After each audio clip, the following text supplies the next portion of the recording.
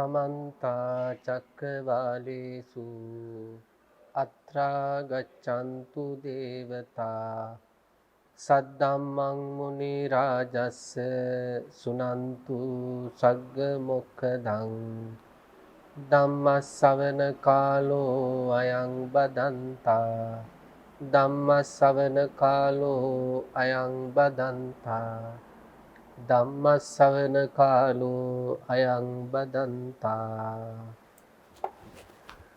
නමෝ තස්ස භගවතෝ අරහතෝ සම්මා සම්බුද්දස්ස නමෝ තස්ස භගවතෝ අරහතෝ සම්මා සම්බුද්දස්ස නමෝ තස්ස භගවතෝ අරහතෝ සම්මා සම්බුද්දස්ස යංකෝ චුන්ද සත්තාරා කරණීයන් ශාවකානං හිතේසීනා අනුකම්පකේන අනුකම්පං උපාදාය කතං වෝ තම්මයා ඒතානි චුන්ද රුක්ක මූලානි ඒතානි ශුඤ්ඤාගාරානි ජායත චුන්ද මා පමාදත්ත මා පච්චත විප්පටිසාරිනෝ අහුවත්තයම් වෝ අම්හාකං අනුශාසනාති.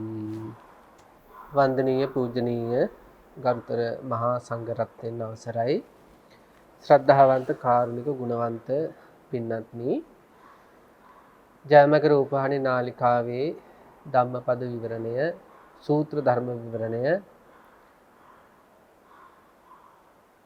අපේ පින්නතුන්ගේ ධර්ම ඥානය වැඩි කරන්න, බහුශ්‍රృతභාවය වැඩි කරන්න. මොකද මේ බුද්ධ ශාසනය තුල සේක බල විග්‍රහ කරද්දිත් සද්ධා, සීල, සුත, ඡාග, ප්‍රඥා කියන තැනදී අපි ඊළඟ භවයේ පවා සුගතියට අරගෙන යන්න කැමති නම්, නිවන් දැකීම කෙසේ වෙතත් සුගතියට යන්නට උනත් කෙනෙකුගේ ජීවිතයේ ධර්මඥානය තුලින් මතු කරගත් අවබෝධයක් තියෙන්න ඕනේ. සද්ධා, සීල, සුත, ඡාග, ප්‍රඥා කියද්දී සුත කියද්දී ධර්මඥානයේ තමයි වැටෙන්නේ. ප්‍රඥාව කියද්දී ඒ ධර්මඥානය ජීවිතේ ප්‍රායෝගිකව පුරුදු කිරීමෙන් මතු කරගත්ත ප්‍රඥා චෛතසිකය. එතකොට ධර්මඥානයත් ඒ ධර්මඥානය ජීවිතයට එකතු කර ගැනීමෙන් සකස් කරගත්ත ප්‍රඥා චෛතසිකයක් කියන මේ දෙකම මුල් කරගෙන තමයි ඒ සංඛාර උප්පත්ති වගේ සූත්‍රවල සඳහන් කරන්නේ කෙනෙකුට සුගතියට යන්න පවා පුළුවන් කමක් ලැබෙන්නේ ඒ කාරණා තිබ්බොත් කියලා. ඉතින් එදා පරිනිර්වාණ සූත්‍රයේ බුදු පියාණන් වහන්සේ දේශනා කරපු කාරණාවකට එහෙම හිත යොමු කළොත් එතනදී සඳහන් වෙන්නේ වික්ත විනීත විශාරද බහුසුත ධම්මානුධම්ම පටිපන්න පරමත කියන වැරදි මත මිත්‍යා දෘෂ්ටි ආදිය ධර්මයෙන්ම දුරු කරන පිරිසක් බිහිවනතුරු බුදු පියාණන් වහන්සේ මාරයට දේශනා කළේ, සඳහන් කළේ තමන් වහන්සේගේ පිරිනිවන් පෑම බලාපොරොත්තු වෙන්න එපා කියලා. ඉතින් එච්චරටම වැදගත් කාරණාවක් තමයි යම්කිසි ශ්‍රාවකෙක් මේ බහුශ්‍රృతභාවයේ තුලින් බහුශ්‍රృతභාවය ඇති කරගෙන බහුශ්‍රృతභාවය උපකාර කරගෙන ප්‍රඥාවට අවතීර්ණ වීම කියන සිද්ධිය. ඉතින් මේ සූත්‍ර ධර්ම විවරණේ අන්නේ කාරණා දෙක सिद्ध කරගන්න. එකක් දහම් ඥානය ඇති කරගන්න, අනික දහම් ඥානය භාවිතාවට අරගෙන ප්‍රඥාව විදර්ශනා ඥාන උපදවා ගැනීම කියන කාරණාව. ඉතින් අපේ ගෞරවනීය ස්වාමීන් වහන්සේලා දැන් වරින් වර එක දිගටම මජ්ක්‍ධිම නිකායේ මූල පණ්ණාසකයට අයත් සූත්‍ර විස්තර කරගෙන එනවා. අටුවා ටීකා වලට අනුකූලව ඒවත් උපකාර කරගෙන. ඉතින් අද දවසේ අපිට දේශනා කරන්නට තියෙන්නේ සල්ලේක සූත්‍රය පිළිබඳව. මජ්ක්‍ධිම නිකායේ මූල පණ්ණාසකේ මූල පරියාය වර්ගයේ තමයි සල්ලේක සූත්‍රය තියෙන්නේ. මේ සල්ලේක සූත්‍රය කියන එක ගොඩාක් වැදගත්. පින්නත් අපි මේ ලෝකේ ජීවත් වෙන්නේ, අපිට මේ ලෝකේ ජීවත් වෙන්න වෙලා තියෙන්නේ අපට ඕන විදිහට නෙවෙයි. ඇත්තට අපිට ඕන විදිය මොකද්ද? අපි කැමති විදිය මොකද්ද? චිත්ත පීඩා නැත්නම් අපි කැමතියි. ශෝක පරිදේව උපදින්න නැත්නම් අපි කැමතියි. ඊළඟට බාහිර සංස්කාර ධර්ම වෙනස් වෙන්නේ නැත්නම් අපි කැමතියි. අපි කැමති විදිහට තියෙනවා නම් අපි කැමතියි. ඒ වගේ අපිට ලෙඩ දුක් හැදෙන්නේ නැත්නම් අපි කැමතියි. ජරාටපත් වෙන්නේ නැත්නම් වයසට යන්නේ නැත්නම් කෙස් ඉදෙන්නේ නැත්නම් දත් වැටෙන්නේ නැත්නම් හැමරලි වැටෙන්නේ නැත්නම් අපි කැමතියි. මැරෙන්නේ නැත්නම් අජරාමර වෙන්න පුළුවන් නම් කැමතියි. නමුත් එහෙම කැමති ආකාරයට පංචස්කන්ධ ලෝකයේ පවතින ස්වභාවයක් නැහැ කියලා අපි දන්නවා. හැබැයි ඒක දැනගත්තට මේ පංචස්කන්ධ ලෝකය Tamanට ඕන විදියට නැති වෙනකොට හිතට මොකද වෙන්නේ? දරන්න බැරි පීඩා ඇති වෙනවා. මේ පීඩනය කියන්නේ හරි පුදුම දෙයක් ඉතින්. අකමැති ආකාරයකට යමක් වෙනකොට ඒ තමන්ගේ ජීවිතයට හෝ තමන්ට උපාදාන වෙච්ච ජීවිතයකට හෝ ඒ අකමැති විදියකට යමක් වෙනකොට හිතට ඇති වෙනවා ඒක නිකන් වතුරුනනවා වගේ. වතුර උනන්න එතන එකතු වෙන ජලය ජලකඳ වැඩි වෙනවා වගේ ජලස්කන්ධය යම් කිසි තමන් අකමැති ආකාරයකට යමක් වෙනකොට ඇතුළාන්තයේ ටිකෙන් ටික චිත්ත පීඩාව කියන එක. ඒ කියන්නේ ඒක හරියට හිත තද කරනවා වගේ වැඩක්. ඉතින් හිත තල්ලු කරනවා වගේ වැඩක්. හිත තෙරපනවා වගේ වැඩක්. තමන් අකමැති ආකාරයට යමක් සිද්ධ වෙනකොට සිද්ධ වුණාට පස්සෙත් ඒක ආවර්ජනා වෙවි. මොකද වෙන්නේ? හිත එන්න තද කරගෙන අපි ඒකට කියන්නේ පීඩනය කියලා. පීඩාව කියලා කියන්නේ. ඉතින් මේක උපරිම මට්ටමකට ආවට පස්සේ කෑ ගැහෙනවා. දෙස් තියනවා. සාප කරනවා. සමහර අය තමන්ගේ ජීවිතේ පවා ඒ පීඩණයට මරලා දානවා. තමන්ගේ ජීවිතේ විනාශ කරලා දානවා. සමහර අය අනුන්ගේ ජීවිත විනාශ කරනවා. ඒ වගේ මේ හිතෙහි උපදින විවිධ ක්ලේශ ධර්මයෝ නිසා, ශෝක පරිදේවයෝ නිසා, පීඩිත මානසිකත්වයන් නිසා කබලේ ඉන්න මිනිස්සයා ලිපට වැටෙනවා වගේ මේ දුක්ඛිත මනුෂ්‍යාත්ම භාවවල ඉඳලා අති දුක්ඛිත තිරිසන් ලෝකවලට, නිර්යාදී තැන්වලට, പ്രേතාදී තැන්වලට සසරගත සත්‍යය වැටෙනවා. පීඩණයෙන් අති පීඩණයකට වැටීමක් වගේ ඒක. ඉතින් බුදුරජාණන් වහන්සේගේ මේ ධර්මය කියලා කියන්නේ මෙන්න මේ පීඩා පහ කරලා නිදහස් චින්තනයකට අපි අරගෙන යන වැඩපිළිවෙල. මේ සූත්‍ර දේශනාවලින් අපි බලාපොරොත්තු වෙන්නේ අන්න ඒක. සූත්‍ර දේශනාවලින් අපි බලාපොරොත්තු වෙන්නේ අන්න ඒක. පින්තුන්ගේ ජීවිතවල දරුවෝ නිසා හරි වෙන්න පුළුවන්, දෙමව්පියෝ නිසා හරි වෙන්න පුළුවන්, ස්වාමියා භාර්යාව නිසා හරි වෙන්න පුළුවන්, අම්මා තාත්තා නිසා හරි කවුරු හරි නිසා. රැකියාව කරන තැන හරි වෙන්න පුළුවන්, ආයතන ප්‍රධානියකට වැඩ කරන අය යම් යම් සමිති සමාගම් වල කටයුතු කරද්දී එහෙම එක එක සංස්කාර ධර්ම වලින් තමන් අකමැති දේවල් වෙනකොට චිත්තසංතානයේ ඇති වෙන දැවීම්, තැවීම්, පිච්චීම්, රත් වීම, තෙරපීම්, පීඩිත භාවයන් දුරු වෙන්නට මේ සූත්‍ර දේශනා ගලපගන්නේ කොහොමද කියලා තමයි අපි හැමතිස්සෙම කතා කරන්න බලාපොරොත්තු වෙන්නේ. සල්ලේක සූත්‍රය කියන්නේ අන්න ඒකට ඖෂධයක් වගේ. සල්ලේක කියන්නේ ඇත්තටම මෙතන මේ කෙලෙස් උදුරනවා කියන අර්ථය. කෙලෙස් බැහැර කරනවා කියන අර්ථය. කෙලෙස් කිව්වට පස්සේ අපි තේරුම් ගන්න ඕන හිත කිලිටි කරන ධර්මනේ. ඉතින් ශෝක පරිදේව දුක්ඛ දෝමනස් කියන්නේ හිත කිලිටි කරන ධර්ම. ඉතින් ඒවායේ ඉඳලාම රාග දේශ මොහ ආදී මේ යන්තා ක්ලේශ ධර්මයෝ හිත කිලිටි කරන ධර්මයෝ තියෙනවා නම් මෙන්න මේවා උදුරලා දාන ක්‍රමවේදය තමයි සල්ලේක සූත්‍රය කියලා මේ කියන්නේ. බුදුරජාණන් වහන්සේ මේ සූත්‍රය දේශනා කරන්නට නිදාන කාරණාවක් තියෙනවා. ඒ නිදාන කාරණාව කියන්නේ හේතු වෙච්ච කාරණාව. දැන් රතන සූත්‍රයට නිදාන කාරණාව උනේ සවැත් නුවර තුන්බියනේ. අන්න ඒ වගේ දැන් මංගල සූත්‍රයට නිදාන කාරණේ උනේ මිනිස්යන්ට, දෙවියන්ට, බ්‍රහ්මයන්ට මංගල කාරණා මොනවද කියලා ගැටලුවක් ඇති වුණා. ඒක තමයි නිදානේ මංගල සූත්‍රය දේශනා කරන්නේ. ඒ වගේ සල්ලේක සූත්‍රය දේශනා කරන්නත් බුදුරජාණන් වහන්සේ නිදානයක් වුණා. ඒ කියන්නේ හේතුවක් බලපෑවා. මොකද්ද හේතුව?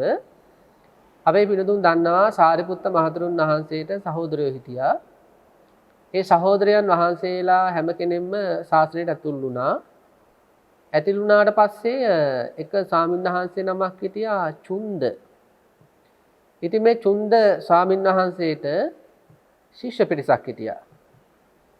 මේ චුන්ද ස්වාමීන් වහන්සේට හිටපු ශිෂ්‍ය පිරිස යම්කිසි විදර්ශනා මාත්‍රයකින් එහෙම නැත්නම් යම්කිසි සමාධි මාත්‍රයකින් මුලාවටපත් වුණා තමන් වහන්සේලා ධර්ම අවබෝධය සිද්ධ කරගත්ත අය කියලා.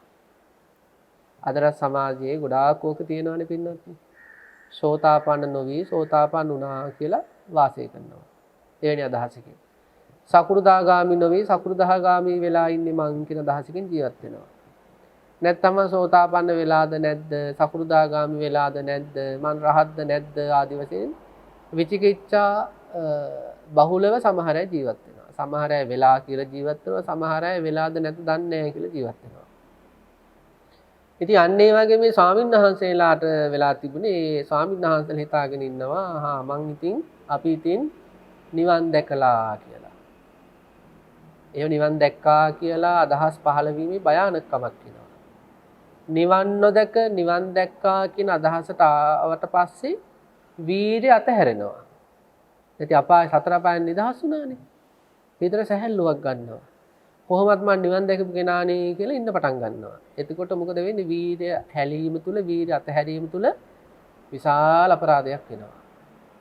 ඉතින් චුන්ද ස්වාමීන් වහන්සේ මේක ස්වාමීන් වහන්සේලාට ඍජුව කියන්න යන්නේ නැතුව වහන්සේලා අනවබෝධයකින් ඉන්නේ ඔබ වහන්සේලා අවබෝධයටපත් වෙලා නැහැ කියලා එහෙම ස්වාමීන් වහන්සේලාගේ හිතරිත් දන්නක් නැති නිසා ශිෂ්‍ය පිරිසත් එක්ක බුදුරජාණන් වහන්සේ හමු වෙන්නට ගිහිල්ලා බුදුරජාණන් වහන්සේට වන්දනාමාන කරලා බුදුරජාණන් වහන්සේගෙන් විමසනවා භාග්‍යතුන් වහන්සේ මේ ලෝකයේ උපදින යම්තාක් දෘෂ්ටියෝ තියෙනවා නම් සක්කාය දිට්ඨි දසවස්තුක මිත්‍යා දෘෂ්ටි ඊළඟට ඔය දෙසටක් මිත්‍යා දෘෂ්ටි ආදී යම්තාක් දෘෂ්ටි තියෙනවා නම් මේ දෘෂ්ටි විදර්ශනා මානසිකාර මාත්‍රයකින්ම ප්‍රහාණය වේද කියලා විමසනවා. මේ ස්කන්ධ ධර්මාදී ඇසුරු කරගෙන උපදින යම් දෘෂ්ටි තියෙනවා නම් මේ විදර්ශනා මාත්‍රයකින්ම මේ දෘෂ්ටි ප්‍රහාණය වේද කියලා බුදුරජාණන් වහන්සේගෙන් විමසනවා. ඉතින් බුදුරජාණන් වහන්සේ දේශනා කරනවා නෑ චුන්ද එහෙම වෙන්නේ නැහැ. ස්කන්ධ ධර්මාදී විශේෂී තියෙන ආත්මීය සංකල්ප ආත්ම දෘෂ්ටි ආදී ප්‍රහාණය වෙනකම්ම ඒ අදාළ විදර්ශනා මානසිකාර ආදී පවත්වලා ඒ ආත්ම දෘෂ්ටි ප්‍රහාණය වෙන මට්ටමට එනකම්ම ශ්‍රාවකයා කටයුතු කළ යුතුයි. යම් කිසි කෙනෙක් චිත්ත සමාධියකට සමවැදීම තුල චිත්ත සමාධියකට සමවැදීම තුල තමන්ගේ අධිගමය නැත්නම් තමන්ගේ අවබෝධය සිද්ධ වුණා කියලා හිතුවට ඒක චුන්ද අධිගමයක් නැත්නම් ඒක අවබෝධයක් නෙවෙයි. එතන තියෙන්නේ ශාන්ත විහරණයක් කියනවා. දැන් යම් කිසි කෙනෙක් ප්‍රථම ධානයටපත් වෙලා එතන කෙලෙස් ප්‍රහාණය වීම තුළ විස්කම්බන වශයෙන් මෙයාට ඇති වුණා මං සෝතාපන්න වුණා වගේ අදහසක්. බුදුරජාණන් වහන්සේ දේශනා කරනවා නෑ එතන තියෙන සෝතාපන්න වීමක් නෙවෙයි. එතන තියෙන ශාන්ත විහරණයක්. ඊළඟට යම් කිසි කෙනෙක් ද්විතිය ධානයේට තතිය ධානයේට චතුර්ථ ධානයේට ඊළඟට අෂ්ට සමාපත්තිය වල ඒ ආකාස සංචඤ්ඤායතන ආදී හතරට සමවැදීම තුල සිද්ධ වෙන්නේ සෝතාපන්න වීමක් නෙවෙයි. ඒ අෂ්ට සමාපත්තිය ආදීට සමවැදීම තුල වෙන්නේ චුන්ද ශාන්ත විහරණයක් පමණයි. කෙලෙස් ධර්ම විස්කම්බන වශයෙන් ප්‍රහාණය වෙලා ඊතාව ශාන්තව වාසය කිරීමක් පමණයි හුදෙක් එතනදී සිද්ධ වෙන්නේ. එතනදී චුන්ද මේ දෘෂ්ටි ප්‍රහාණය වීමක් සංයෝජන ප්‍රහාණය වීමක් ධර්මය අවබෝධ වීමක් එතන නැහැ. යම් කිසි කෙනෙකුගේ ජීවිතයේ මේ ධර්මය අවබෝධ වෙන්න නම් බුදුරජාණන් වහන්සේ දේශනා කරන එයාගේ ජීවිතේ සල්ලේක ප්‍රතිපදාවක් වැඩි යුතුයි කියලා. අන්න ඒක තමයි අපිට ගොඩක් වටින්නේ. එකපාර මනක් අහලා අපි අපිට හිතුනොත් මං සෝවාන් වුණා කියලා.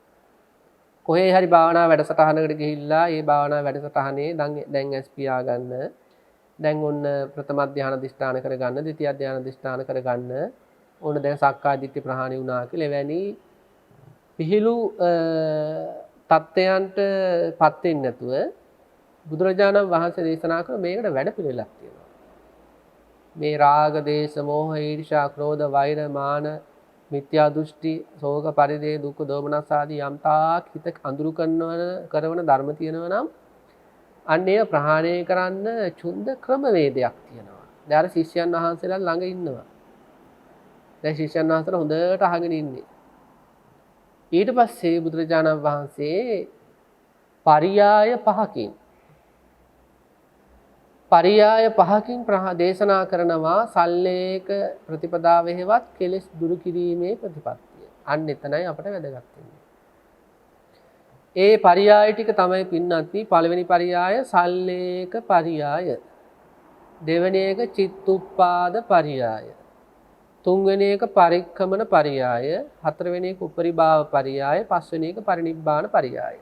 පරියාය පහයි සල්ලේක, චිත්තුප්පාද, පරික්කමන, උපරිභාව, පරිනිබ්බාන. බුදුරජාණන් වහන්සේ දේශනා කරනවා කොහොමද යම්කිසි කෙනෙක් මේ ආර්ය විනයේ කෙලෙස් ධර්ම ප්‍රහාණය සඳහා පළවෙනි පියවර තබන හැටි විග්‍රහ කරනවා. පින්වත්නි මේ ලෝකයේ තුල යම්කිසි අවස්ථාවක මේ තෙරුවන් සරණ ගියපු ශ්‍රාවකයා දකිනවා සත්ත්ව හිංසනය. අපි හිතමු දැන් ඒක මත්ස්‍ය ඝාතනයක් වෙන්න පුළුවන්. එහෙම නැත්නම් ගව මස් ඝාතනයක් වෙන්න පුළුවන්. කුකුලන් වැනි පක්ෂීන් ඝාතනයක් වෙන්න පුළුවන්. කුරා කුහුඹුවන් වැනි කුඩා සතුන් ඝාතනයක් වෙන්න පුළුවන්. මැසි මදුරුවන් වගේ පියාඹන සතුන් ඝාතනයක් වෙන්න පුළුවන්. බුදුරජාණන් වහන්සේ දැන් දේශනා කරන මේ කෙලෙස් දුරු කිරීමේ ප්‍රතිපදාවේ පළවෙනි එක තමයි මෙන්න මෙහෙම මෙයා දකිනවා සත්වයන්ට හිංසා කරනවා. දඬු මුගුරු වලින් ගහනවා, අවි ආයුධ වලින් කපනවා. දැන් මෙතන මේ සත්ත්ව කියද්දී මනුස්ස සත්වයක් මෙතන ඉන්නවා. ඒ මිනිසයාටත් හිංසා කිරීම තියෙන්නේ වද බන්ධන දෙනවා, හිංසා කරනවා එහෙම. මේ තිසරණේ පිහිටපු කෙනා ඉස්සෙල්ලාම පටන් ගන්න ඕන උතනින් වැඩි. සත්ත්ව හිංසනේ දකින්න මෙයා හිතනවා මෙයාලා සත්වයන්ට හිංසා කළාට මන්නම් හිංසා කරන්නේ නැහැ කියලා සල්ලේකයේ පිහිටනවා. දවසක් බුදුරජාණන් වහන්සේ ළඟට එනවා අහිංසක කියලා බ්‍රාහ්මණයෙක්. බ්‍රාහ්මණය ඇවිල්ලා බුදුරජාණන් වහන්සේට වන්දනා කරලා සඳහන් කරනවා ස්වාමිනී භාග්‍යතුන් වහන්සේ මම අහිංසක වෙමි. මම අහිංසක වෙමි කියලා තුන් පාරක් තමන්ගේ නාමය සඳහන් කරනවා. භාග්‍යතුන් වහන්සේ සඳහන් කරනවා ඒ බ්‍රාහ්මණය යම් කිසි කෙනෙක් අහිංසක වෙන්න නම් වචනයෙන් කාටවත් හිංසා නොකළ යුත්තේක්. යම් කිසි කෙනෙක් අහිංසක නම් මෙයා ක්‍රියාවෙන් කාටවත් හිංසා කරන්නේ නැත්තේක්. යම් කිසි කෙනෙක් අහිංසක නම් මෙයා මනසින්වත් කාටවත් හිංසනයක් කරන්නේ නැති කෙනෙක් කියලා. එතකොට දැන් සමාජයේ තුල අන් අයට වචනයෙන් හිංසා කරන අය දකිද්දි, ක්‍රියාකාරකම් වලින් හිංසා කරන අය දකිද්දි, මානසික අන් අයට හිංසා කරනවා කියලා Tamanට දැනෙනකොට බලන්න මේ කෙලෙස් උගුලුවාලීමේ වැඩපිළිවෙලේ පළවෙනිම පියවර තමයි මෙයා හිතනවා මම අනිත් අය සත්වයන්ට හිංසා කළාට මන්නම් හිංසා කරන්නේ නැහැ කියලා. ඊළඟට බුදුරජාණන් වහන්සේ දේශනා කරනවා දැන් මෙහෙම අනිත් අය කළත් මං කරන්නේ නැහැ. අනිත් අය කළත් මං කරන්නේ නැහැ කියලා දැන් මේකේ පිහිටියානේ. ඊට පස්සේ බුදුරජාණන් වහන්සේ දේශනා කරනවා දැන් ඔන්න එනවා එතකොට ඊළඟට චිත්තුප්පාද පරියාය. චිත්තුප්පාද පරියායදී බුදුරජාණන් වහන්සේ දේශනා කරනවා පොඩ්ඩක් වෙනස් වෙනවා. දැන් අතරදි කලේ මෙයාලා මේව කළත් මං කරන්නේ නැහැ කියලානේ. දෙවෙනි අවස්ථාවේදී මොකද වෙන්නේ? මෙයා දැන් අනිත් අය කරන හින්දා නෙවෙයි. මෙයා මෙතුලාන්තෙන් අදහසක් ඇති කර ගන්නවා මම සතුන්ට හිංසා කිරීමෙන් වැළකීමි. සල්ලේක පරියාය පළවෙනි පියවරේදී සිද්ධ කරන්නේ අනිත් අය සත්වයන්ට හිංසා කරන දැකලා මෙයා අදිෂ්ඨානයක් ඇති කරගන්නවා මම සත්වයන්ට හිංසා කරන්නේ අනිත් අය හිංසා කළා. දෙවෙනි අවස්ථාවේදී අනිත් අය කළත් නොකළත් දැන් මෙහෙම දේවල් තියෙනනේ පින්නත්නි. දැන් සමාජයේ සමහර අය දැන් අපි හිතමු ගෙදරක් කියලා. දැන් ගෙදරක ඔන්න මේ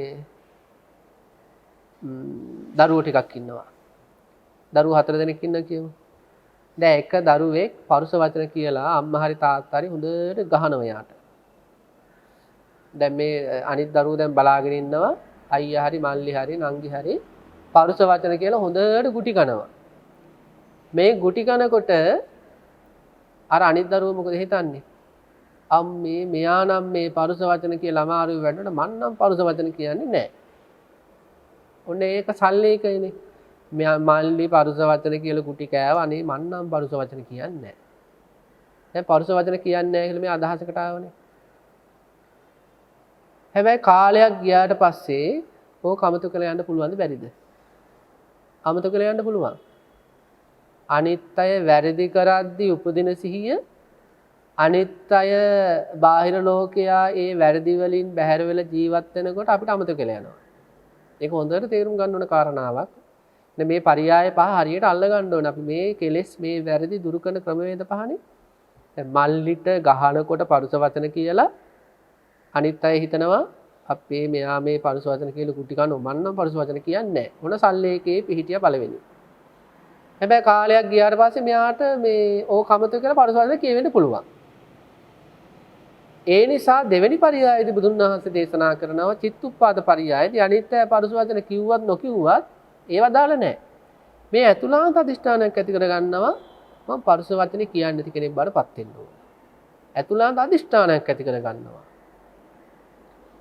මල්ලි අර පරුස වචන කියලා දඬුවම් ලබනකොට මම නම් පරුස වචන කියන්නේ නැහැ කියලා සම්බර වීමට එහා ගිහිල්ලා මෙයා හිතනවා මල්ලි පරුස වචන කිව්වත් නැතත් පවුලේ අය මෙයා හිතනවා මම පරුස වචන කියන්නේ නැති කෙනෙක් වෙන්න ඕන. මෙයාට ඒ ශාන්ත විහරණය ගැන අදහසක් ඇති වෙලා. පරුස වචන නොකීමේ තියෙන සුවේ ගැන මෙයාට අදහසක් ඇති වෙලා මෙයා ඇතුළාන්ත හිතින් හිතනවා අදිෂ්ඨානයක් ගන්නවා පරුස වචන කියන්නේ නැති කෙනෙක් වෙන්න බාටපත් වෙනවා. අන්න ඒ වගේ බාහිර ලෝකයා සත්වයන්ට හිංසා කරද්දී පළවෙනි පියවර තුලදී මොකද හිතන්නේ? මෙයාලා හිංසා කළාට මන්න හිංසා කරන්නේ. දෙවෙනි පියවරේදී අනිත් අය හිංසා කළත් නොකළත් අදිෂ්ඨානයක් ඇති කර ගන්නවා. හිංසා නොකිරීම කියන්නේ ගුණ ධර්මයක්. ඒ ගුණ ධර්මයේ මම පිළිහිටනවා. ඒකට කියනවා චිත්තුප්පාද පරියාය. ඊළඟට බුදුරජාණන් වහන්සේ දේශනා කරනවා පරික්කමන පරියාය. මොකද්ද මේ පරික්කමන පරියාය කියන්නේ? යම් කිසි කෙනෙක් හිතනවා සත්ත්ව හිංසනයේ තියෙන ආදීනව. දැන් මේ වචනෙන් හරි ක්‍රියාවෙන් හරි සිතවිල්ලකින් හරි හිංසා කළොත් මොකද වෙන්නේ? දැන් මේ පින්නතුන් සමාජයේ දැකලා ඇති තිරිසන්නාත්ම භාව ගෙවන අය. මනුස්සාත්ම භාවවලත් මනාව පිහිටන් නැති ශරීර ඇස්කන් නාසා සහිතය දැකලා ඇති. ඒවයි දෝෂ සහිතය.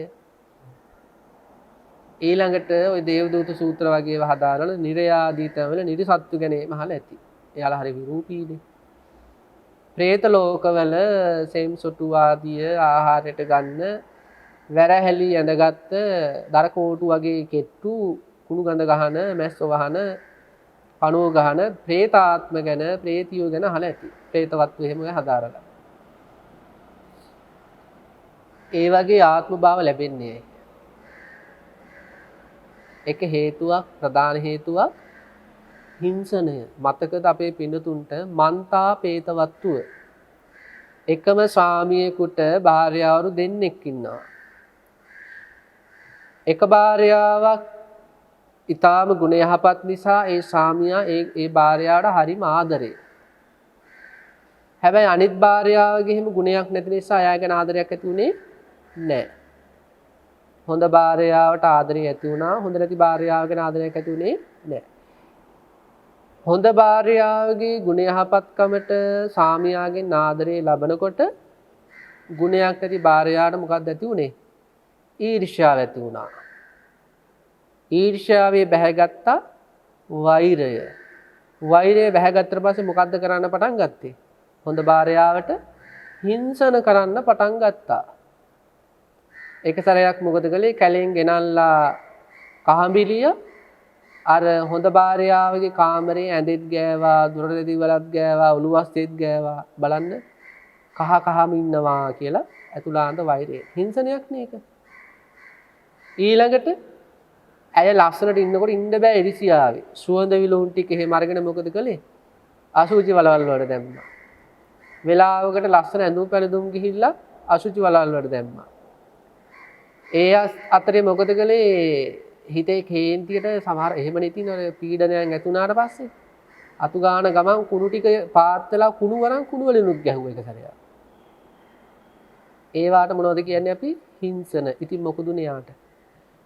හොඳ භාර්යාවට හිංසා කරපු වචනයෙන් ක්‍රියාකාරකම් වලින් සිතුවිලි වලින් හිංසා කර සතුට වෙවි හිටියනේ. කුරුරු සතුටක් ලැබ මොකදුනේ? ප්‍රේතියක් වෙලා හොඳ භාර්යාව ළඟටම ඇවිල්ලා පින් ඉල්ලන්න වුණා. අන්න බලන්න. අපි මේ ලෝකේ සමහර දුබලයන්ට හෝ වේවා, අපි හා සමාජයට හෝ වේවා, අපට වඩා ප්‍රබලයට හෝ වේවා, වචන වලින් ක්‍රියාකාරකම් වලින් හිංසා කර කුරුරු සතුටක් ලබනවනේ. ඒවා කුරුරු සතුට. කුරුරු වින්දනේවා. මං මෙහෙම කරා දැන් ඉන්නවා විඳව. ඔය ඉන්නේ මූණ නරක් කරගෙන අර වචන හොඳට වැදිලා වගේ. කුරුරු සතුටක් ලබනවා. බලන්නේ කුරුරු සතුට ලැබෙන කුරුරු ජීවිතේ. මන්තාපේත වස්තුවේ සඳහන් වෙනවා මුළු ශරීරෙම අසුචි ගඳයි. ඇඟේ වස්ත්‍රයක් නැහැ. කෝටු කෑලි අතපය ඒ ප්‍රේතියක් වුණාට පස්සේ කුරුරු සතුටට හිංසනයේ තුලින් කුරුරු සතුටක් ලැබමින් කටයුතු කළානේ. අන්න ඒකට ලැබුණා කුරුරු ජීවිතයක්, කුරුරු කරකශ ජීවිතයක්. බලන්න මේ සල්ලේක ප්‍රතිපදාවේදී අන් අයට හිංසා කරාට මම නම් හිංසා කරන්නේ නැහැ කියලා ඉස්සෙල්ලාම හිතනවා. දෙවනුව මොකද කරන්නේ? අන් අය හිංසා කළත් නොකළත් අනේ මම නම් හිංසා කරන්නේ නැහැ කියලා අදිෂ්ඨාන ඇති කරගන්නවා. තුන්වෙනි එකේදී මොකද කරන්නේ? ආදීනව හිතනවා. කොච්චර අපිට එහෙම දකින්න ආදීනව තියනද මේ අන් අය හිංසා කිරීම තුල කොච්චර අපිට එහෙම දකින්න බෑ. ඒ හිංසනයේ තුල Tamanට වෙන ආදීනව, ඒ හිංසනයේ තුල අනිකාපත් වෙන පීඩනය අපි කොච්චරෝ හිතන්න ඕනද? අපි අපේ ජීවිතවල වෙලාවකට ඒ කියන්නේ මේ ධර්මයේ තුල ඉස්සරහට අනේක අමාරු මොකක්ද දන්නවද? අපිට අපේ ජීවිතය ඇත්ත කතා කරන්න ඕනේ. ඒක හරියම අමාරු වැඩක්. දැන් දානයක් ගැන එහෙම බණ කියද්දි හොඳට අහගෙන ඉන්න පුළුවන්. ඊළඟට දිව්‍ය ලෝකයක් ගැන බණ කියද්දි, බ්‍රහ්ම ලෝකයක් ගැන බණ කියද්දි හොඳට අහගෙන ඉන්න පුළුවන්. මොකද අපේ ඇතුලේ ගැන කතා වෙන්නේ නැහනේ. අපිට රිදෙන්නේ නැහැ ඒවට. හැබැයි අපේ ඇතුලේ ගැන කතා කරද්දී ඒ දෝෂ අපේ හිතවල තියෙනවා නම් දේශනා කරන මගේ හිතවල දෝෂ තියෙනවා නම් මට අමාරුයි. ශ්‍රවණය කරන පිනතුන්ගේ හිතවලේ දෝෂ තියෙනවා නම් පිනතුන්ට අමාරුයි. මේ අපේ ඇතුළට එබිලා අධ්‍යාත්මය හොයනවා කියන එක, අධ්‍යාත්මය පිරික්සනවා කියන එක අමාරු වැඩක්. හැබැයි එහෙම කරපු අය තමයි නිවන් දැක්කේ. අම්බලට්ටික රාහුලවාද සූත්‍රයේ පිනතුන මතකයි නේද? මජ්ක්‍ධිම නිකායේ තියෙන්නේ. ශ්‍රාවකයා මොකද කරන්න ඕන? අතීත කාය කර්ම පිරික්සන්න ඕන, වාක් කර්ම පිරික්සන්න ඕන, මනෝ කර්ම පිරික්සන්න ඕන. වර්තමාන කාය කර්ම, වාක් කර්ම, මනෝ කර්ම පිරික්සන්න ඕන. අනාගත කාය කර්ම, අනාගතේ කරන්න ඉන්න නම් යම් කිසි කාය කර්මයක්, වාක් කර්මයක්, මනෝ කර්මයක් ඒවත් පිරික්සන්න ඕන. නැතුව අපිට මේ කෙලෙස් ප්‍රහාණයක් ගැන හිතන්න, නිවන් දැකීමක් ගැන හිතන්න බෑ. ඒ නිසා අමාරුවෙන් හරි අපි මේ ඇත්ත කතා කරමු. අපි සමහර අවස්ථාවල අපිට කැමති විදිහට අනිත් අය හැසිරෙන්නේ නැහැ, කටයුතු කරන්නේ නැහැ කියලා අපි එයාලා හිංසනයට පත් කරන අවස්ථා තියෙනවානේ. කතා නොකර ඉන්නවා පැය ගණන්. මූණ බලන්න තියෙන දවස් ගණන්. එයාලා කතා කරත් ඇහුන්නේ නැහැ වගේ ඉන්නවා. අපි හැම දෙයක් තුළින්ම කුරුරු සතුටක් ලබනවද නැද්ද? ඒ කුරුරු ඊටාම පහත් සතුටක් ලබනවා ඒකේ. වින්දනයක් ලබනවා. දැන් ඉන්නවා විඳෝ අන්න ඒ වගේ නිකන්. එතකොට හිතන්න මේ මිනිස්සයා කොච්චර විඳවනවද? අනිත් අය අපට හිංසන කරද්දී අපි විඳවන්නේ යම්සේද? අපි අනිත් අයට හිංසා කරද්දී යාලත් විඳවනවා. බලන්න මේ තුන්වෙනි ක්‍රමවේදය පරික්කවන පරියායේදී මේ ශ්‍රාවකයා හිතනවා මේ හිංසනයේ කොච්චර කුරුණුද, මේ හිංසනයෙන් කොච්චර ආදීනවමත් වෙනවද, මට කොච්චර දුක පිණිසද, අනේකාට කොච්චර දුක පිණිසද, ඇයි මං එච්චර රෞද්‍ර වෙන්නේ, ඇයි මං එච්චර නපුරු වෙන්නේ, මං කාගේ කවුද, මම මේ බුදුරජාණන් වහන්සේගේ දරුවෙක් නෙමෙයි, මොකද්ද මේ ගෙවන ජීවිතය, අන්න ආදීනව මෙනෙහි කරනවා. ඒ අකුසලේ දුර වෙන්න ඒක හේතු වෙනවද නැද්ද? හේතු වෙනවා අනිවාර්යෙන්ම. ආන තුන්වෙනි ක්‍රමවේදය. හතරවෙනි ක්‍රමවේදයේදී මොකද කරන්නේ? උපරිභාව පරියාය. උපරිභාව පරියාය කියන්නේ මේ දැන් පළවෙනි එකේදී අන් අය හිංසා කළත් මම හිංසා කරන්නේ නැහැ කියලා හිතුවා. දෙවෙනි එකේදී අන් අය හිංසා කළත් නොකළත් මම හිංසා කරන්නේ නැති කෙනෙක් වෙනවා කියලා අදිෂ්ඨාන ගන්නවා. තුන්වෙනි අවස්ථාවේදී හිංසනේ ආදීනව දැක හිංසා කරන්නේ නැති කෙනෙක් බඩපත් වෙන උත්සාහ කරනවා. හතරවෙනි එකේදී මොකද කරන්නේ? හතරවෙනි එකේදී මෙයා අදිෂ්ඨාන ගන්නවා මං හිංසාව අභිභවාගීය තත්යකටපත් වෙනවා. හිංසාව අභිභවාගීය තත්ත්වය මොකද්ද? අවිහිංසාව. ඒකට කියනවා ප්‍රතිවිරුද්ධ කුසලය කියලා. දැන් සොරකම් නොකිරීම කියන්නේ කුසලයක්නේ. සොරකම් නොකිරීමට එහා ගිය කුසලය මොකද්ද? පරිත්‍යාගය.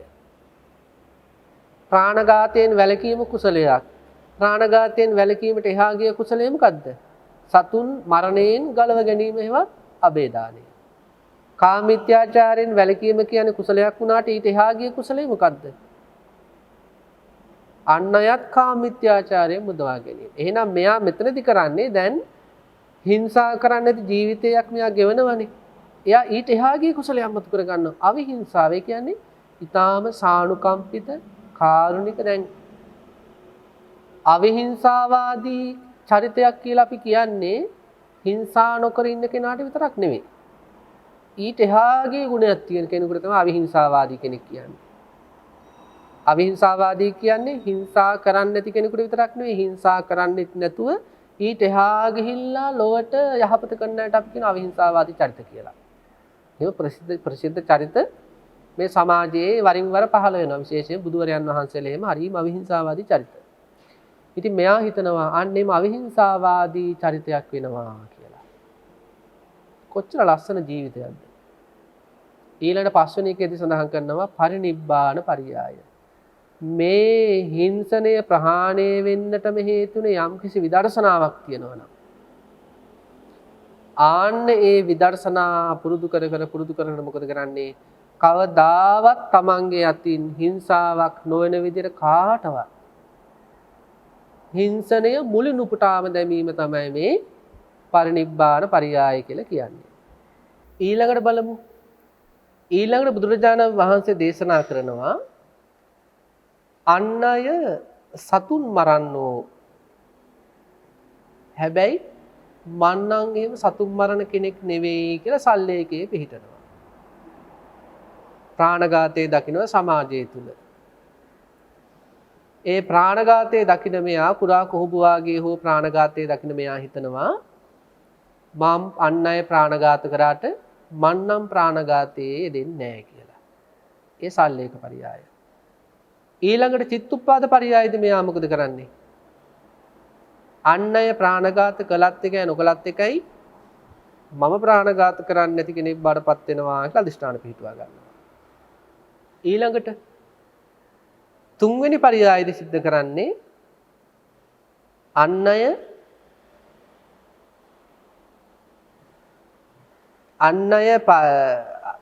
දැන් පළවෙනි එක අන් අය ප්‍රාණඝාත කළත් මම ප්‍රාණඝාත කරන්නේ නැහැ. දෙවෙනි එකේදී අන් අය ප්‍රාණඝාත කළත් නොකළත් මම එහෙම කෙනෙක් වෙන්නේ නැහැ කියලා අදිෂ්ඨාන ගන්නවා. තුන්වෙනි එකේදී ප්‍රාණඝාත කිරීමේ ආදීනව මෙනෙහි කරනවා.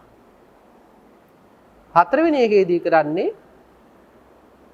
ප්‍රාණඝාතයට ප්‍රතිවිරුද්ධ කුසලයේ මොකද්ද? අබේදානය. අබේදානය පුරුදු කරනවා.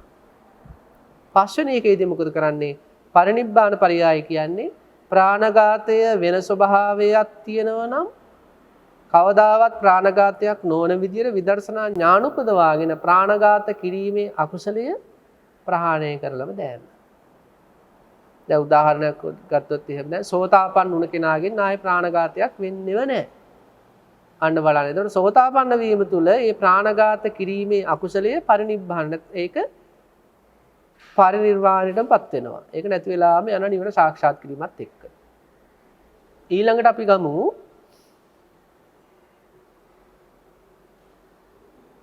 ඊළඟට සඳහන් කරනවා අපි මෙතනදී මේ වැදගත් කාරණා ටික ගන්නේ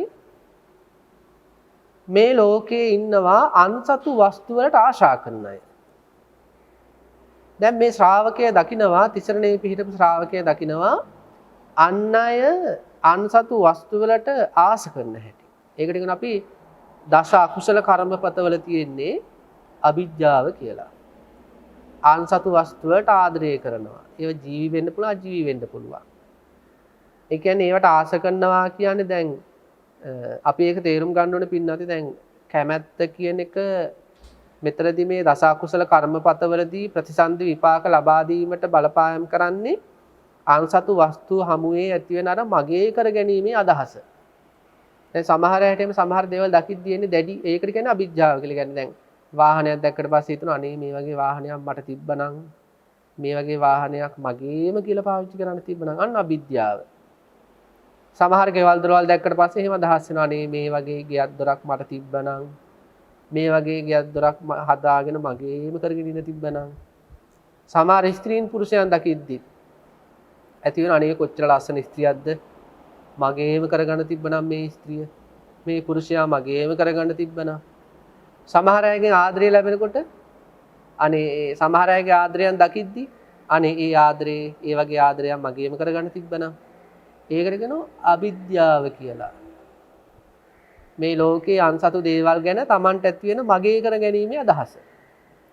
ඒක අකුසල කර්මපතයක්. දස අකුසල වල තියෙන කර්මපතයක්. කියන්නේ ප්‍රතිසන්දි විපාකයක් නැවත ජීවිතයක් ලබා දෙන්න පුළුවන් අකුසලයක් ඒක.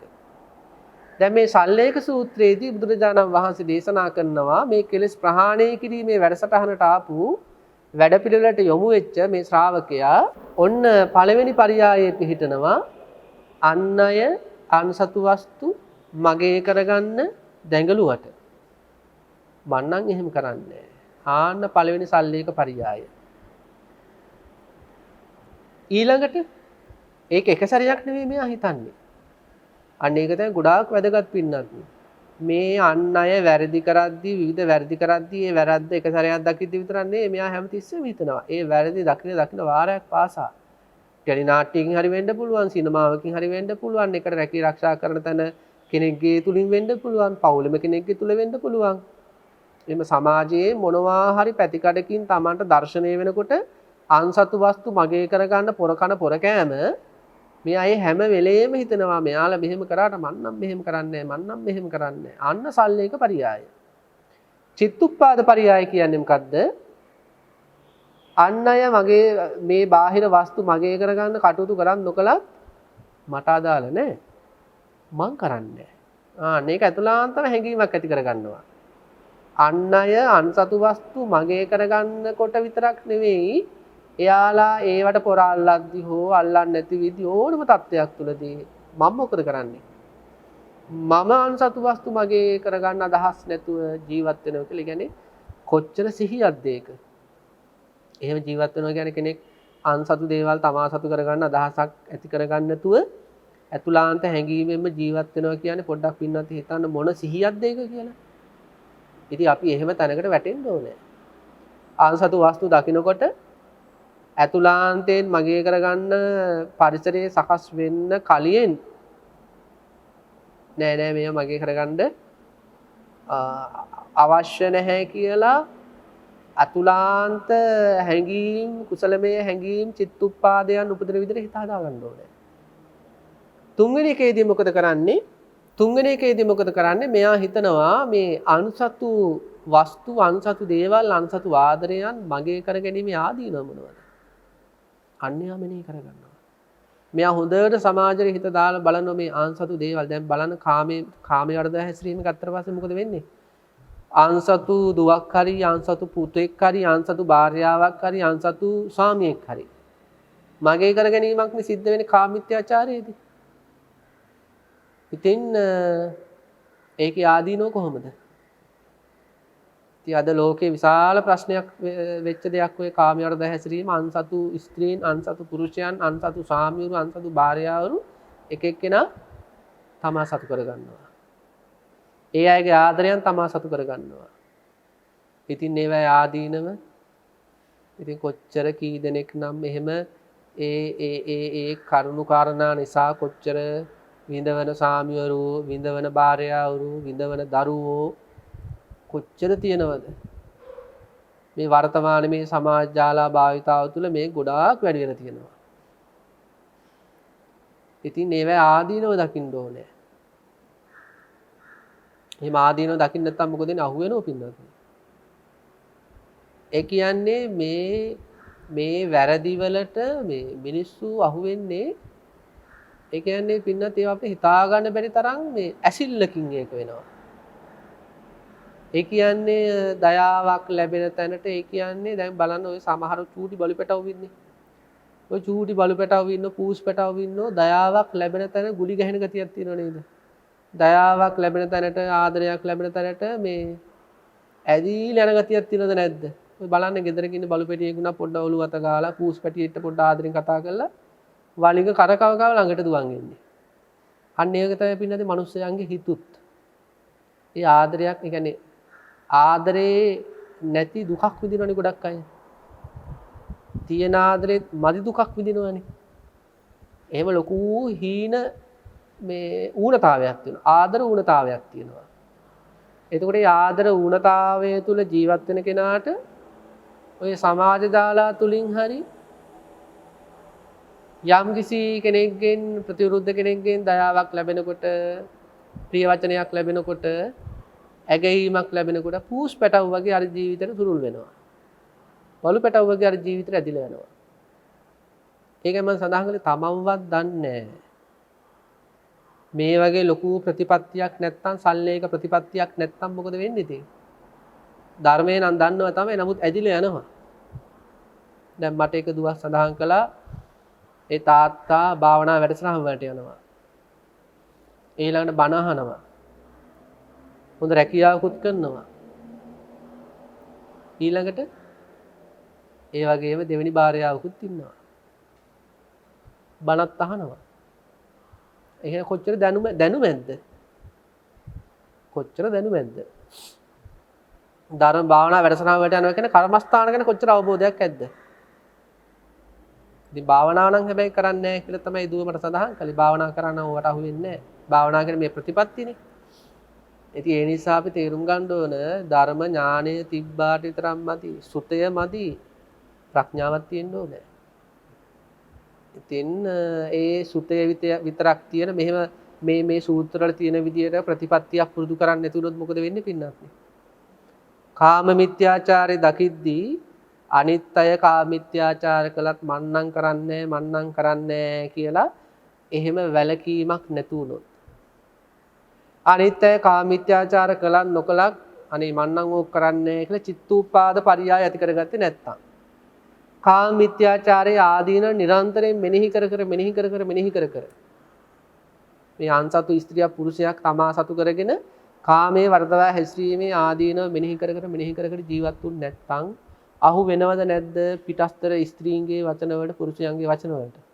හරි අසරණයි ඒ ජීවිත. ඕවා වැඩිදුර ගියාට පස්සේ ඒ අයට කර කියා ගන්න දෙයක් නැහැ. අර මොකද හිටපු අත්තත් නැහැ, පය ගහපු අත්තත් නැහැ වගේ අන්තිමට. නන්නත්තර වෙනවා. හරිම අසරණයි ඒවට අහු වුණාට පස්සේ. ඒවා අත්දැකපු අය තමයි දන්නේ මේක කොච්චර කුරිරු, එහෙම නැත්නම් බිහිසුණු, නැත්නම් කොච්චර වේදනාකාරී සිද්ධියක්ද මේවට ඇදිලා ගිහිල්ලා අමාරුවේ වැටුණාට පස්සේ. ඒ අමාරුවේ වැටෙනකම්ම Taman දන්නේ නැහැ. අර පළඟැටියා දැල්ලට ඇදිලා ගිහිල්ලා පිච්චිලා ගියා වගේ.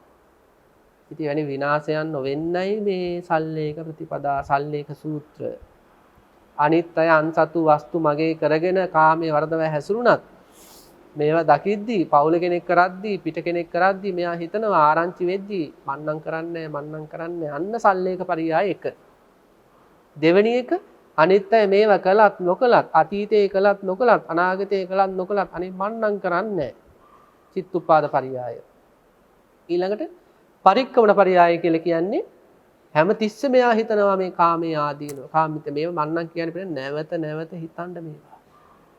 හිත ඔහේ තියන්න එපා. දැන් කතාවට කියනවා දැන් සාමාන්‍යයෙන් කියනවා ස්මාර්ට්ෆෝන් තියෙන ස්මාර්ට්ෆෝන් වල data on කරලා හැම තිස්සෙම තියන්න එපා කියනවා. සාමාන්‍යයෙන් කියනවා data on කරලා තියන්න එපා. එතකොට අපරාධේ data වගේක් කැපෙනවා කියලා. ඒ නිසා data off කරලා තියන්න කියනවා. ඒ data ටික රැක ගන්න. අන්න ඒ වගේ අපේ හිතත් පින්නත්නි ඔහේ තියන්න එපා. අරව බලන්න දුවන්න මේ වහන්න දුවන්න කියලා මේ හිත එක එක දේවල් පස්සේ දුවන්න ඔහේ තියන්න එපා. ඕකෙන් වැඩක් ගන්න. නිකරුණේ හිත මේ නාස්ති කරන්න එපා. දැන් data නිකම් මොන් එකේ තියෙනකොට පාවිච්චි කරන්න නැතුව අපරාධ data විනාශ වෙනවානේ.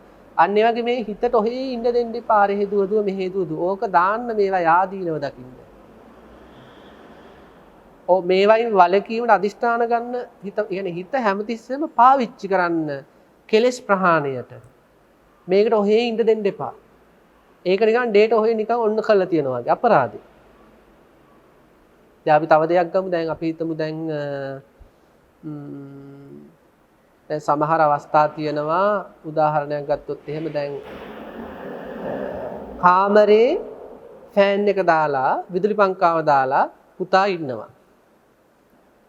පුතා කාමරෙන් පිට වෙනවා විදුලි පංකාව ඔෆ් කරන්නේ නැතුව. ඒතර අම්මලා තාත්තලා මොකද අපරාධේ කරන්ට් එක නාස්ති වෙනවා. විදුලිය නාස්ති වෙනවා. ඇත්ත නේද? අන්න ඒ වගේ මේ හිත වුණත් හැමතිස්සෙම මේ නිකරුණේ තියන්න එපා. නිකරුණේ මේක එක එක දේවල් වලට දුවන ඉදිරිය තියන්න එපා. මේක පාවිච්චි කරන්න. අවධානය යොමු කර කර පාවිච්චි කරන්න. අදිෂ්ඨාන ගන්න. අනිත්‍ය කාමයට හැසිරුණාට මං හැසිරෙන්නේ නැහැ. උන සල්ලේක පරියාය. ඒක නිරන්තරයෙන් ජීවිතේ පුරුදු කරන්න. ඊළඟට චිත්තුප්පාද පරියාය. හැමතිස්සෙම අනිත්‍ය මේක කළත් නොකළත් අදිෂ්ඨාන ගන්න චිත්තුප්පාද පරියාය සිත් උපදවනවා. මම මේ වැරදි කරන්න නැති කෙනෙක් බඩපත් වෙනවා. ඊළඟට පරික්කමන පරියාය. හැමතිස්සෙම හිත යොදවන්න මේකට ආදීනව දකින්න යොදවන්න. ඊළඟට උපරිභාව පරියාය කියන්නේ කාම මේ අන්සතු වස්තු මගේ කර ගැනීමට ප්‍රතිවිරුද්ධ. එවැනි අදහස් ඇති නොකර ගැනීමේ කුසලමය මානසික මට්ටම් වලට තමන්ගේ හිත අරගෙන යන්න. ඊළඟට විදර්ශනාවෙන් මේ කෙලෙස් ධර්ම දිහා බලමින් මේක සමුච්ඡේද වශයෙන් ප්‍රහාණය කරන්න දුරු කරන්න. ඊළඟට අපි ගමු කෙනෙකුගේ ජීවිතයේ එහෙම ඇති වෙන්න පුළුවන් තවත් අකුසල ධර්මයක් අපි ගමු ගුණමකු බව. මේ ඉතින් කතා කරද්දී පොඩ්ඩක් අමාරු වෙන්නත් පුළුවන් සමහර අයට. මොකද සමහර අයගේ ජීවිතවල මේ අඩුව තියෙන්න පුළුවන්. ඉතින් අපි අංග සම්පූර්ණ අය නෙවෙයි. ඉතින් මේ අඩුව තින් දේශනා කරන අපි තුල තියෙනවා අපට රිදෙනවා, පිළිතුරු තුල තියෙනවා පිළිතුරු රිදෙනවා. ඉතින් එහෙම රිදි හරි දැන් එහෙමනේ දැන් තුවාලයක් අපි හිතමු කටුවක් ඇනුණා කියලා කකුලේ දැන් කටුව අයින් කරාද රිදෙනවනේ. රිදෙනවා කියලා කටුව අයින් කරන්නේ නැතුව හිටියොත් මොකද වෙන්නේ? ඒක ඔඩු දුවනවා. ඒක පැසවනවා. ඉතින් අන්න ඒ වගේ මේ අපේ ඇතුළාන්තය ගැන කතා කරද්දී සමහර අවස්ථාවල රිදෙන පින්නක්. ඒ රිදිල්ල කටුව අයින් කරනවා වගේ. කටුව අයින් කරන්න නම් රිදෙනවනේ. ඉතින් ඒ නිසා රිදි හරි අපි මේවාට මූණ දෙන්න ඕනේ. ගුණමකු බව. ගුණමකු බව කියලා කියන්නේ අන් අයගේ මේ යහපත් ගුණධර්ම කපල දාන ගතිය. ඒ ගොඩක් දුරට වෙන්නේ ඒ අදාළ කෙනත් එක්ක අපි අමනාපයක් තියෙනවා. දැන් ගෙදර ඉන්න අපි හිතමු තාත්තත් එක්ක අම්ම තරහයි කියලා. දැන් දරුවෙක් කියනවා අනේ අපේ තාත්තා හරි අහිංසකයි නේද අම්මේ. එතකොට අම්ම මොන අහිංසකද? ඒ ගුණේ මකලා දානවා. අන්න ඒ වගේ අපි හිතමු සමාජය තුළ කටයුතු කරද්දී ආයතන තුළ කටයුතු කරද්දී ඔන්න ආයතන ප්‍රධානියා කියනවා සේවකයෙක් එක්ක අනේ බලන්නකෝ අර සමන් හරියට කැපවීම වැඩ කරනව නේද? මොන කැපවීමෙන්ද? එයා කොච්චර මේ නිකන් ඉන්නවද? ආන්නේ අර ගුණේ මකනවා. එහෙම කරන්නේ අතුලාන්ත වෛරයට. ඉතින් ඒක අකුසලයක්. අපි අනිත් අය ಗುಣ මකනකොට මොකද වෙන්නේ? අපිට කවදාවත් තවත් කෙනෙක්ගේ ප්‍රශංසා ලැබෙන්නේ නැහැ. බලන්න මේ ප්‍රශංසා එහෙම නැත්නම් වටිනාකම් අගය සම්භාවනාව කියන එක සසරගත සත්වෝ කැමති දෙයක්. ඇයි ලැබෙන්නේ නැත්තේ? සංසාර ගමනේ අනිත් අයට වටිනාකම් දෙනකොට ඒවා කැපුවා. අනිත් අය සම්භාවනාවට පත් කරද්දී ඒවා කැපුවා. අනිත් අයට වටිනා මේ අගයන් දෙනකොට ඒවා කැපුවා. අන්න ಗುಣ අතීත ගුණබකු භාවය නිසා මේ ජීවිතේ අපිට ප්‍රශංසා ලැබෙන්නේ නැහැ, වටිනාකම් ලැබෙන්නේ නැහැ. එහෙනම් මේවා දැකලා මෙයා මොකද හිතන්නේ? අනිත් අයගේ ಗುಣ මැකුවට මන් නම් එහෙම අනිත් අයගේ ಗುಣ මකන කෙනෙක් වෙන්නේ නැහැ කියලා පළවෙනි සල්ලේක පරියායේ පිහිටනවා.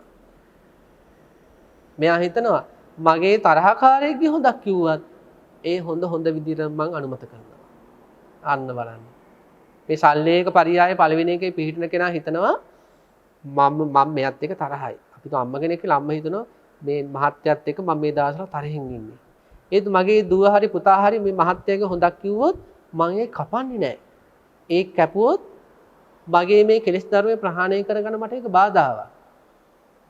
ඊළඟට අනාගතයේ මට තවත් කෙනෙක්ගෙන් වර්ණාවක් අගයක් වටිනාකමක් නොලැබෙන්න මේ පාපය හේතුවක් වෙනවා. ඒ නිසා හිතනවා අන් අයගේ ගුණ මැකුවත් මන්නම් ඕව කරන්නේ අන්න සල්ලේක පරියාය එක.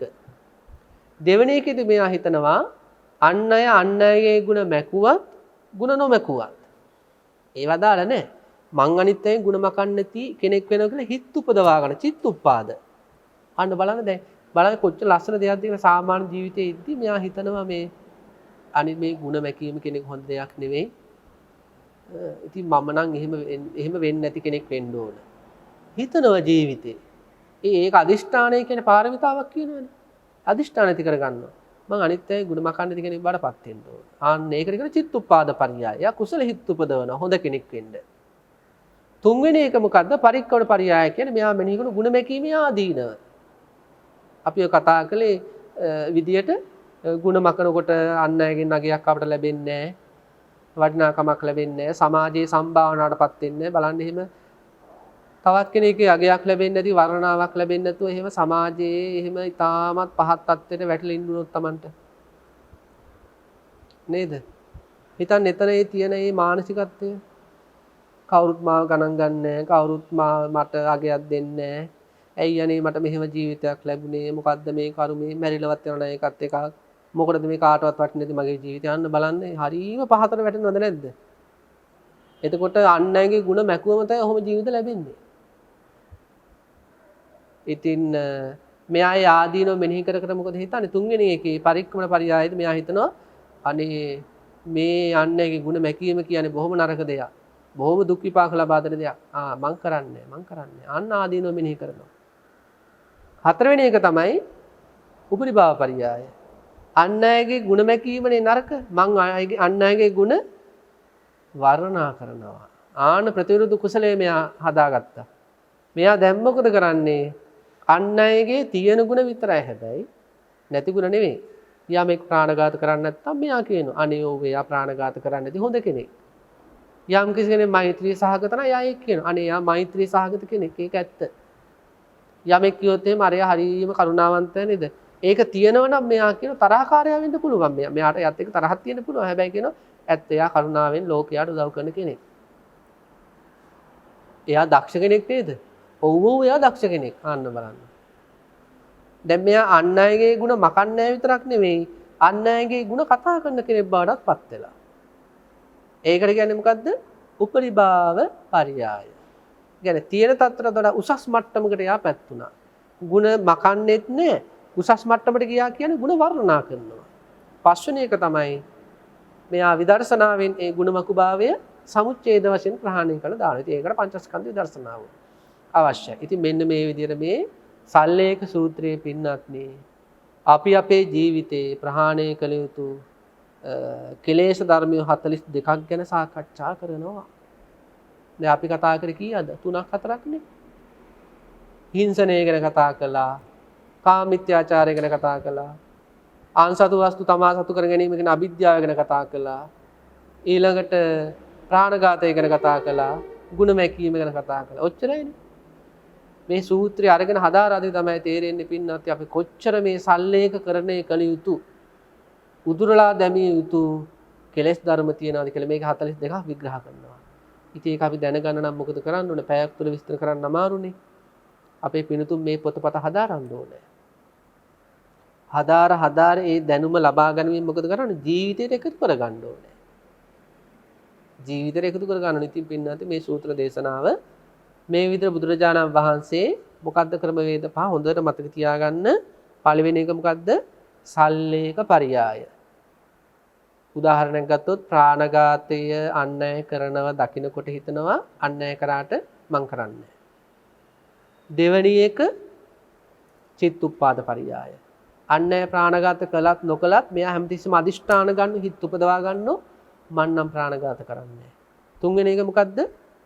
පරික්කමන පරියාය. ප්‍රාණඝාතයේ ආදීනව හැමතිස්සෙම මෙනෙහි කරනවා. මෙහෙම ප්‍රාණඝාත කිරීම තුළ මම දුක් ඇති දුක් උපදවන තොටකට වැටෙනවා වගේ කියලා.